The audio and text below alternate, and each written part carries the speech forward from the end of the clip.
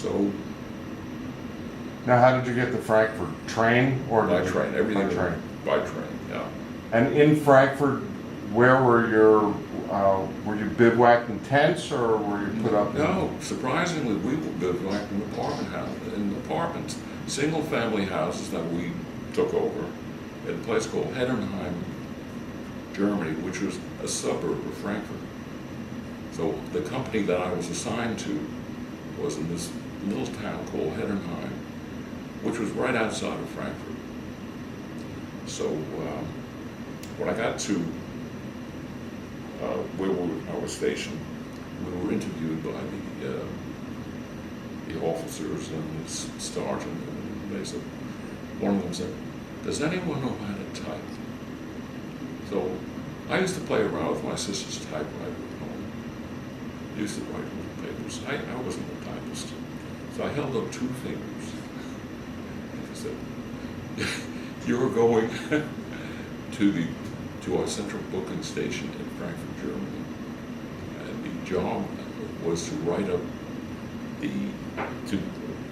to maintain the military, the book that they had. I'm trying to think of the term that we had for the blotter, what was called a blotter. Every action that went on in Germany concerning the military police was recorded in a blotter in Germany, in Frankfurt. The job of myself, I was assigned as a clerk at the military police station of maintaining this blotter, plus writing up statements and performing other duties there.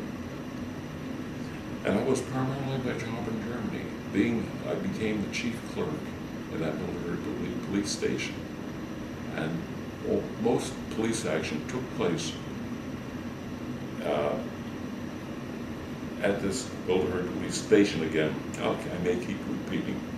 Okay. But the essence of the military police was not to maintain order among the troops.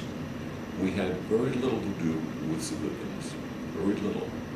The only time we had civilian action or intercourse was when there were like rape cases where you had a soldier and a woman involved. Then we took statements from both, but very, very little with the civilians. Our duty wasn't to watch civilians or anything of that nature. So can you talk about Frankfurt a little bit? I assume Frankfurt was bombed pretty heavily. Frankfurt was bombed about 65 to 75% destroyed when I got there.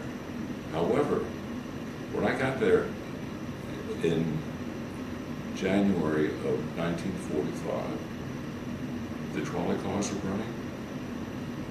You had constant electricity, water was running, the telephone was running. This is less than a year after we defeated Germany.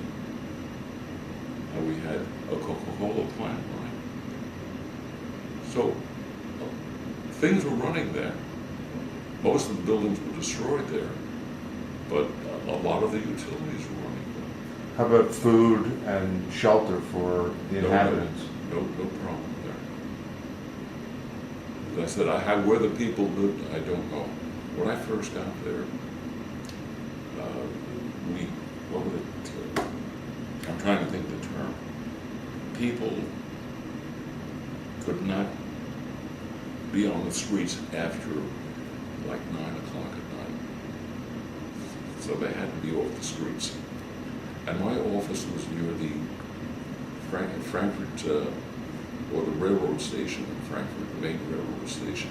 So when it came to 9 o'clock, the streets were empty, and most of the people who were on the streets, they all went to the railroad station. So in the evenings, the railroad stations were crowded with people, really no place to go except the railroad station. So how did you find, in dealing with the people, the Germans, how did you find the relationships? There was no problem with the people there. Were they, I'm assuming they were happy the war was over? Well, they were still frightened of us. When we used to walk on the street, especially if you had a military police uniform or something, they would walk across the street. There was very little action with civilians as far as our job was concerned. And in our office, we did employ several civilians who took statements. Where there was an involvement with German civilians, we had interpreters to interpret what the civilian would say, and we would write up the information. Did you get involved with any legal cases involving? No. We wrote, if someone came in, we wrote them up. Sometimes we put a recommendation. I believe it or not, I had a stamp on my desk that would recommend general court-martial if something happened. And it was up, here I am, a kid of 18, 19. I had the discretion of rubber stamping a report to recommend a general court-martial. How often did you do that? I did not have to use it once, but we had that discretion there. So how long did you stay in this position in Frankfurt? I was there until late October of 1945. So not long, Yeah, only a couple months. it was 10 months. that I was 10 in months. France. 10 months there. And then what? From there, I came home, discharged in November of 1945, and then went to and reapplied to NYU to go back to school. And another thing, it worked out perfectly for me because when I went back to NYU, I had one term of college, went back to NYU, and with my term in the Army, which was 17 months, well, that 17 months gave me enough time that they paid completely for my college. The GI Bill. I was under the GI Bill. And we were part of the coming middle class because of that fact that I was able to go. That's great. What would happen if I didn't go to school? I don't know. I'd probably go to night school or something. But the government, the wonderful government, helped me go through school. So you got your degree, a medical degree? No, when I got there, I said, I don't think this is for me.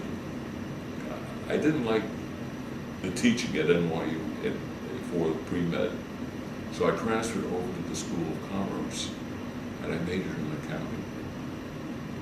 So when I graduated with a Bachelor of Arts degree with an accounting major. So I went in that course. I started out pre-med to be a dentist, really. But I said, I was too bored. I didn't have enough money. I said, I'm not going to be able to make it. When I get out of school, I've got to earn money. So what did you end up doing? Working in accounting, and then eventually went into computing. But being in the Army gave me that opportunity that I'd never had to go to school. So I have no regrets.